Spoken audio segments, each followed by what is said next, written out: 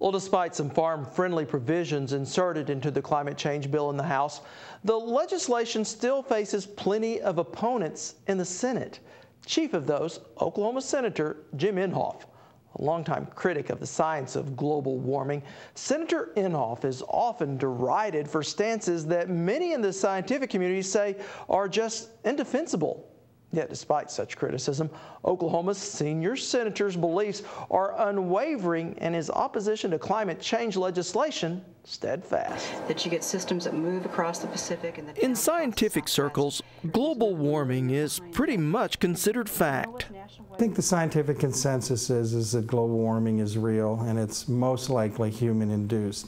Jeff Kemple is the director of the National Severe Storms Laboratory in Norman, and says while there is scientific consensus that our world is getting warmer, it's hard to say exactly what that may mean. I think it's probably too early to say exactly what's going to happen in the future in central Oklahoma, exactly what it means for storms, exactly what it means for temperatures and rainfall here. And even if this year's drought and heat wave is connected to global warming.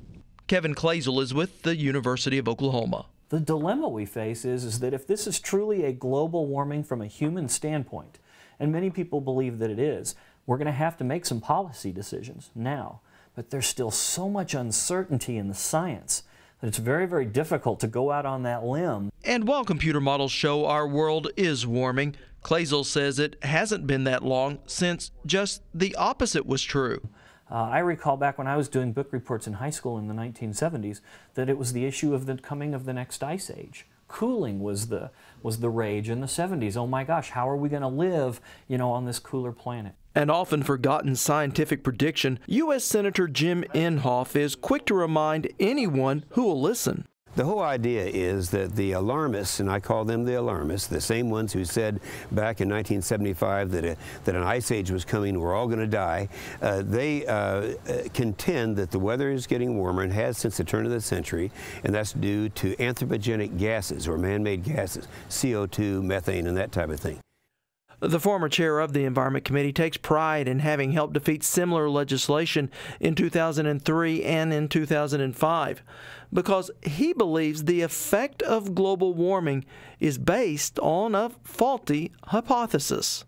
Almost all science since 1999 has refuted what one man, Michael Mann, said about the hockey stick. Remember the famous hockey stick where he plotted out the temperatures from about the 3rd century to the 20th century, and then all of a sudden they started getting warmer. What he forgot to do, he neglected to do, intentionally I think, was put in the medieval warming period when temperatures were warmer than they are today. That was around 800 to 1200 AD. Then we went into the little ice age that came out of that around the turn of the century.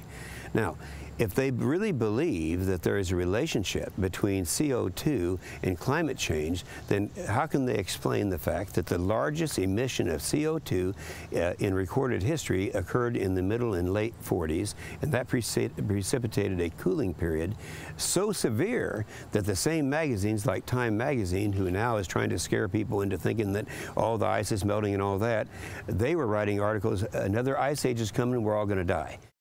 Well, maybe not die, but according to scientists, a world that is a whole lot warmer. The climate is a wonderfully complex thing. It does all sorts of fun things. Everything kicks it at least a little bit and tweaks it and so on. But increasingly, CO2 is the big gorilla. It's got the big knob and it's turning it towards hot. Richard Alley studies long-term climate trends and says while our world may naturally be getting hotter, man certainly isn't helping. If we do nothing, looking out over decades, over centuries, we're not just going to double CO2 in the atmosphere. We may quadruple it. We might even octuple it. At that point, we are largely in control of the climate. We will have a very different world. That's not just warmer, but more volatile, with increased storms and longer droughts. Most of the models, as they run into a global warming future, tend to dry out the grain belts in the summer. Despite what we hear on both sides of the debate, would it not be prudent to control the level of CO2 in some way in the United States. Well, if they can show scientifically that there is a problem with it, then I'd say there is, to go ahead and do it. But science is now showing that there's not a relationship between man-made gases or CO2 and climate change. For that reason, the only justification for using it is if they can make things more economical, and just the reverse is true. So I would probably say no. Which, as you probably can imagine, means a showdown in the Senate. Though he is the ranking minority member on the Senate Environment and Public Works Committee, Senator Inhofe concedes there will be little he can do to kill the legislation while still in committee. The senator does believe when the bill reaches the Senate floor, it will go down in defeat thanks to a growing coalition of groups and lawmakers concerned over its costs.